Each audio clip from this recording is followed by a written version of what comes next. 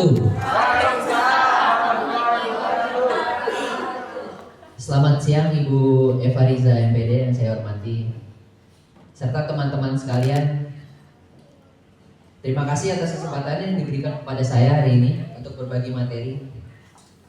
Tema yang kita bahas hari ini adalah melindungi masa depan, memahami dan mencegah kekerasan terhadap anak. Sebelum saya memulai pemaparan, saya ingin bertanya kepada rekan-rekan sekalian. Menurut rekan-rekan, apakah kekerasan terhadap anak itu hanya terjadi ketika seorang anak dipukul? Tidak. Nah, ternyata jawabannya tidak sesederhana itu. Banyak bentuk kekerasan yang seringkali kita tak sadari. Hari ini kita akan membahasnya bersama agar kita semua semakin peduli dengan perlindungan anak.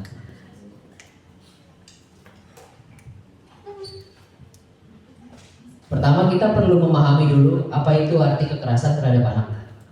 Kekerasan terhadap anak adalah segala bentuk tindakan yang menyebabkan penderitaan baik secara fisik, psikologis, seksual, penelantaran maupun eksploitasi terhadap anak berusia di bawah 18 tahun. Yang berarti kekerasan itu tidak hanya meninggalkan luka di tubuh, akan tetapi juga bisa meninggalkan luka untuk psikologis dan pemikiran anak di masa depan. Boleh dilanjut. Menurut teman-teman sekalian, di mana tempat paling aman untuk anak? Biasanya kita akan menjawab di rumah atau di sekolah. Namun kenyataannya, kekerasan itu justru bisa terjadi di rumah, di sekolah, di lingkungan sekitar, bahkan di dunia sekitar. Saat ini, penggunaan sosial media yang semakin tinggi juga dapat membuat anak berisiko mengalami kekerasan secara online atau cyberbullying, seperti hinaan, ancaman, atau penyebaran foto tanpa izin. Karena itu, perlindungan anak harus dilakukan di semua lingkungan dan tidak hanya di satu tempat.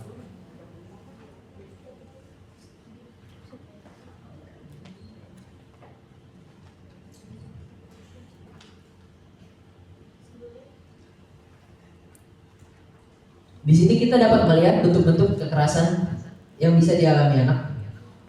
Yang pertama ini ada kekerasan fisik ya. Biasanya memukul atau menendang. Yang kedua ini kekerasan emosional atau psikologis, seperti menghina, mengancam, atau membuat anak merasa tidak berharga. Yang ketiga ada kekerasan seksual. Yang keempat ada penelantaran, yaitu ketika hak-hak anak tidak dipenuhi sepenuhnya oleh orang tua.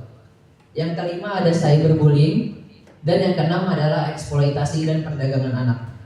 Semua bentuk ini sama-sama berbahaya, meskipun tidak semuanya terlihat secara kasat mata. Faktor penyebab dari kekerasan anak ini adalah pola asuh yang keras, kemiskinan, konflik keluarga, norma yang membenarkan kekerasan, konflik bersenjata, lemahnya perlindungan hukum, dan kurangnya pengawasan penggunaan di internet. Dampak kekerasan ini jangka pendeknya adalah cedera fisik, ketakutan atau stres, dan prestasi belajar bisa menurun. Dan lebih parahnya lagi, jangka panjangnya ini adalah trauma, depresi dan kecemasan, gangguan perkembangan otak, sulit mempercayai orang lain, dan berisiko menjadi pelaku atau korban kekerasan saat dewasa. Berikut adalah data yang diambil dari UNICEF.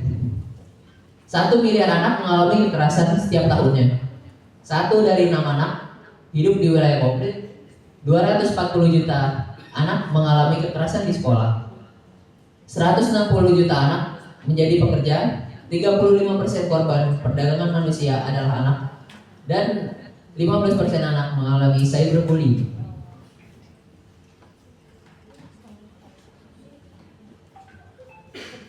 Di Indonesia sendiri ada 28.831 kasus kekerasan anak. 1 dari 2 remaja usia 13-17 tahun pernah mengalami kekerasan. 24% anak laki-laki mengalami bullying di sekolah. dan 18% anak perempuan mengalami bullying juga. Bagaimana cara pencegahan dan perlindungan kekerasan anak?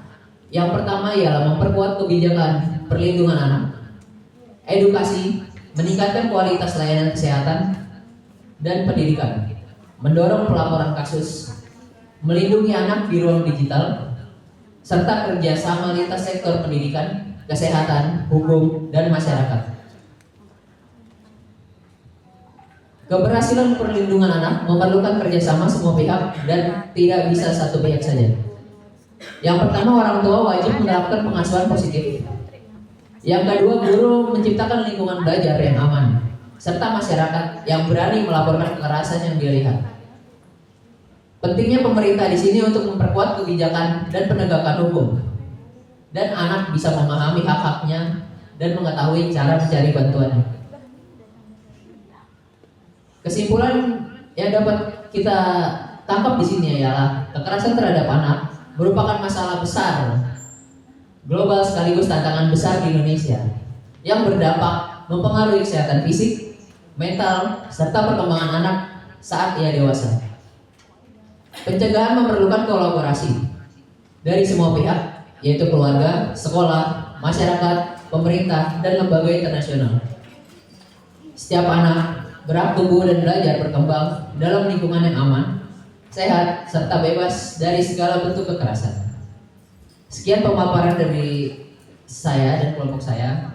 Bila ada kata-kata yang salah mohon dimaafkan. Terima kasih. Assalamualaikum warahmatullahi wabarakatuh.